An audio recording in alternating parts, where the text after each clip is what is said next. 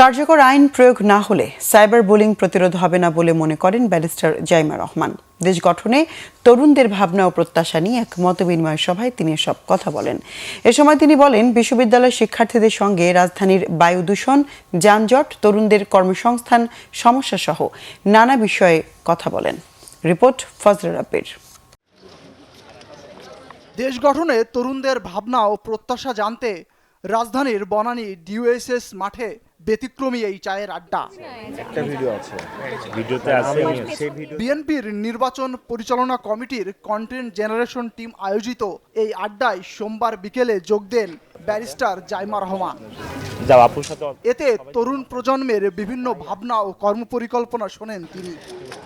শিক্ষার্থীদের সঙ্গে আলাপে উঠে আসে রাজধানীর বায়ু দূষণ, যানজট, তরুণদের চাকরিসহ নানান সমস্যার কথা।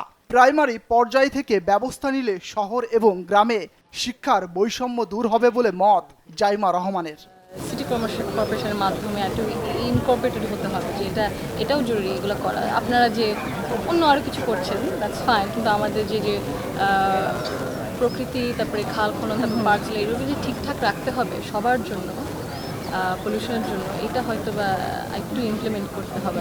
কিছু জায়গা আছে ঢাকাতে, স্পেশালি ঢাকা 17-তে হয়তো বা they have more connections, more access, কিন্তু ইকুইটেবল জিনিস যদি করতে চায়, সবাইকে যদি সুবিধা উপায় দিতে চায় অ্যাক্সেসিবল, তাহলে হয়তো বা আমাদের অন্য দিক থেকেও ভাবতে হবে, অন্য আরও মানে সব ধরনের কিছু হয়তো বা করাইলের দিকে। I am sure they are very bright people there Russian থেকে।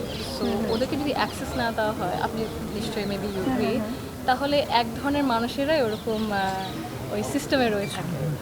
So we have to bring system থেকে আর বের হয়ে আসে। মহিলাদেরকে যদি মানে কথা বলার অধিকার ওনাদের না থাকে, সেফটি ওইটা না থাকে, তাহলে মানে হ্যাঁ, ওই ইনক্লুসিভিটিটার ব্যাপারে চিন্তা করতে হবে, freedom of speech, diversity of opinions, এগুলো নিয়ে চলতে লাগবে।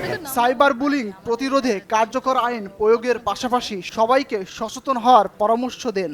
ওখানে সাধারণ মানুষেরাই মানে ছোট একটা কমিটি নিজেরাই করে ভলান্টিয়াররা ওরা প্রতি রবিবার, প্রতি শনিবার পরিষ্কার করতে হবে। আমরা শুধু ভাবি যে আচ্ছা ঠিক আছে, 1 মাসের জন্য এখনই করলে কি আমাদের লাভ সুবিধা হবে।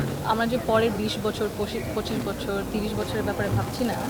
ইন টার্মস অফ, আমি ওনাদেরকে বলছিলাম যে ফ্লাইওভার অনেক করা হয়েছে, কিন্তু মানে ফ্লাইওভার মাঝখানে মানে নিচে যে মানুষেরা পার হবে, রাস্তা পার হবে, ওরকম ব্যবস্থা কিন্তু করা নাই। অন্ধকার তো, হ্যাঁ, তো রাত হলে, সন্ধ্যা হলে তো ওইখানে মনে হয় মানে একটু রিস্কি একটা জায়গা, একটু লাইটিং কাঙ্ক্ষিত দেশ বিনির্মাণে সকল প্রতিষ্ঠান দায়বদ্ধতা নিয়ে কাজ করলে দেশকে এগিয়ে নেওয়ার সম্ভাবনা দেখেন মতবিনিময়ে অংশ নেওয়া তরুণ ভোটাররা। আই থিঙ্ক আপনি তো গার্মেন্টস নিয়ে কাজ করেন, তো গার্মেন্টস সেক্টরেও হয়তো বা দেখা যায় যে there is no access opportunity to rise. Fazle Rabbi, Bangla vision, Dhaka.